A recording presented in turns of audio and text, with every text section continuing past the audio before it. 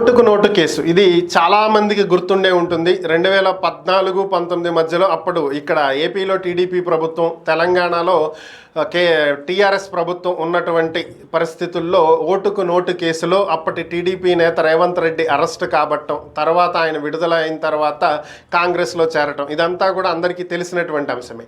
అప్పటి నుంచి ఈ కేసు విచారణ అయితే సుదీర్ఘంగా కొనసాగుతూనే ఉంది. ఈరోజు సుప్రీంకోర్టులో ఈ కేసు మీద ఒక కీలక పరిణామం చోటు చేసుకోవడం జరిగింది. అయితే ఈ కేసుకి సంబంధించినటువంటి విచారణ తెలంగాణ హైకోర్టులో జరుగుతూ ఉన్నటువంటి నేపథ్యంలో, కాంగ్రెస్ అధికారంలోకి వచ్చి రేవంత్ రెడ్డి సీఎం అయినటువంటి నేపథ్యంలో టీఆర్ఎస్ నేత జగదీశ్వర్ రెడ్డి సుప్రీంకోర్టులో ఒక పిటిషన్ వేయటం జరిగింది. ఈ కేసుని తెలంగాణలో కాకుండా వేరొక రాష్ట్రంలో భోపాల్లో దీని గురించి విచారణ జరిపించాలి, ఇక్కడ వద్దు అని చెప్పి ఆయన ఒక పిటిషన్ వేశాడు.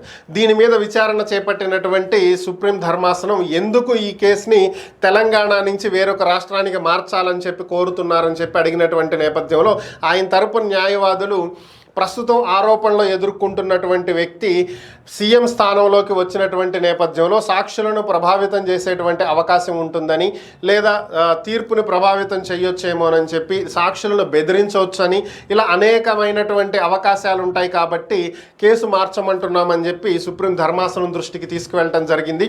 దీనికి స్పందించినటువంటి న్యాయస్థానం, ఇప్పుడు రాష్ట్ర స్థాయిలో జరిగినటువంటి కేసు కాబట్టి మీరు వేరొక రాష్ట్రానికి మార్చమని అడుగుతున్నారు.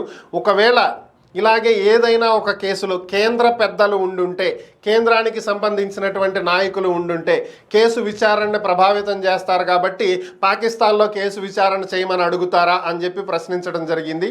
చివరిగా ఈ కేసుని 3 వారాల పాటు వాయిదా వేస్తున్నామని, ప్రభుత్వం వేసినటువంటి కౌంటర్కు రీజాయిండర్ వేయడానికి జగదీశ్వర్ రెడ్డి తరపు న్యాయవాదులు సమయం అడిగినటువంటి నేపథ్యంలో ఈ కేసుని 3 వారాలకు వాయిదా వేశారు. ఈ ప్రస్తుతం ట్రయల్ నడుస్తున్నటువంటి ఈ కేసులో ఏం నిర్ణయం తీసుకోవాలి అనేది సుప్రీంకోర్టు 3 వారాల తర్వాత చెప్పేటువంటి అవకాశం కనిపిస్తుంది.